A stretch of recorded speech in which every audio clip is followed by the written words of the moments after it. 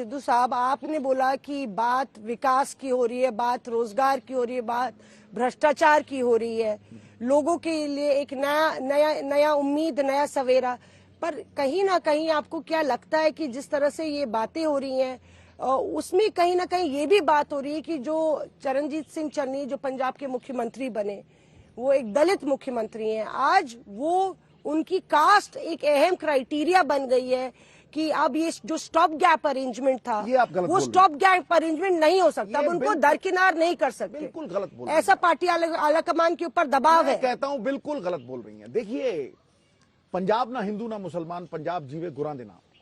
ऐसा तो फिर आप ये कह सकते हैं 72 साल से जट सिख बनता रहा है, हिंदू तो 2 महीने के लिए बना है, लेकिन पंजाब इसको भी नहीं मानता, पंजाब मेरिट को मानता है।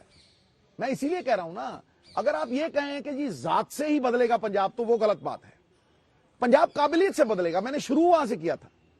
पंजाब मुद्दों से बदलेगा, मैंने मुद्दों की राजनीति की है। आप मुद्दों की राजनीति कर रहे हैं, पर अब दलित की राजनीति हो रही है कि दलित चेहरा है वो। ये देखिए, और ये पार्टी की लाइन जो होगी वो मेरी लाइन होगी, मैं सिपाही हूं पार्टी का। लेकिन सवाल ये नहीं है कि जी ये फलाना होगा, ये धमकाना होगा। सवाल ये होगा कि भाई पंजाब को बदलेगा कौन, number 1।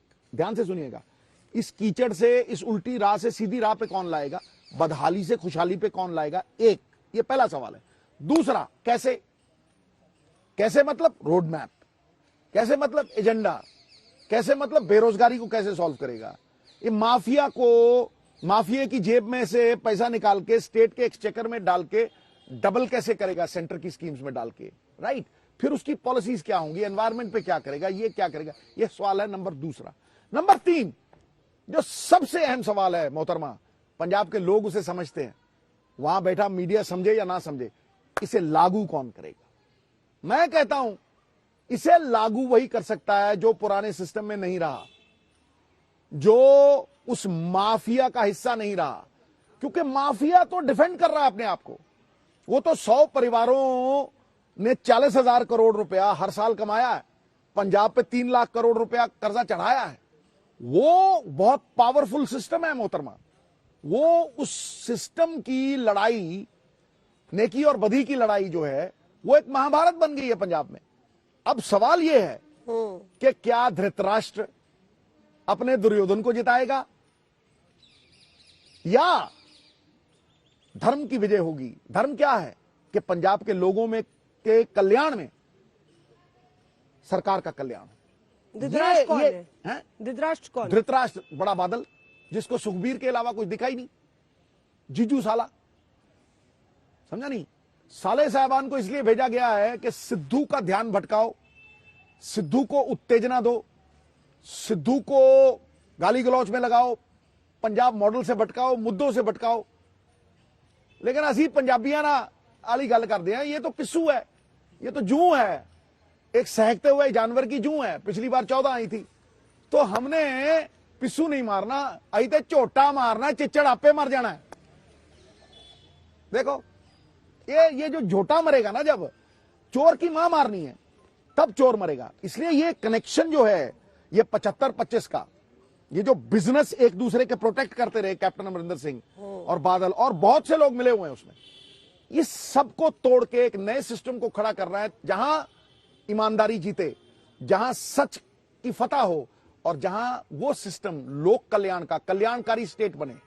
A welfare state should come into being. Majithia साहब की बात की, मजीठिया साहब अमृतसर में आपके प्रतिद्वंदी हैं, आपको चैलेंज कर रहे हैं। वो कह रहे हैं जितना आपने मॉडल समझाया, उन्होंने बोला नवजोत सिंह सिद्धू खुद ही फेल्ड मॉडल है। अच्छा, तभी तो वो 14 सीटों पे हैं और हम 78 पे। आगे वो उनको लगता है कि वो अमृतसर जीतने वाले हैं। उनको ये पता है कि अगर नवजोत सिंह सिद्धू आ गया तो बदलाव होगा, अगर बदलाव होगा तो हमारी दुकानदारी बंद हो जाएगी। देखिए, इनकी काबिलियत क्या है? इनकी काबिलियत है कि ये सबसे बड़ा रेत माफिया है। जहां तेलंगाना एक हफ्ते में 50 करोड़ कमाता है, इन्होंने 10 साल 40-40 करोड़ पर साल स्टेट के एक्सचेकर में जमा कराए। तो ये कैसे उसकी बात करेंगे?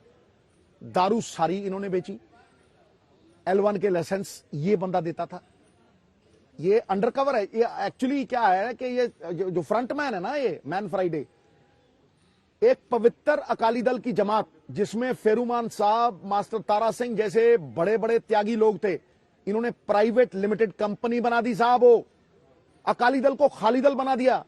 खाली दल ऐसे बना कि सारे ढींसा साहब, ब्रह्मपुरा साहब, फेरुमान, कितने लोग हैं मैं कह रहा हूं आपको, वो सब छोड़ के चले गए।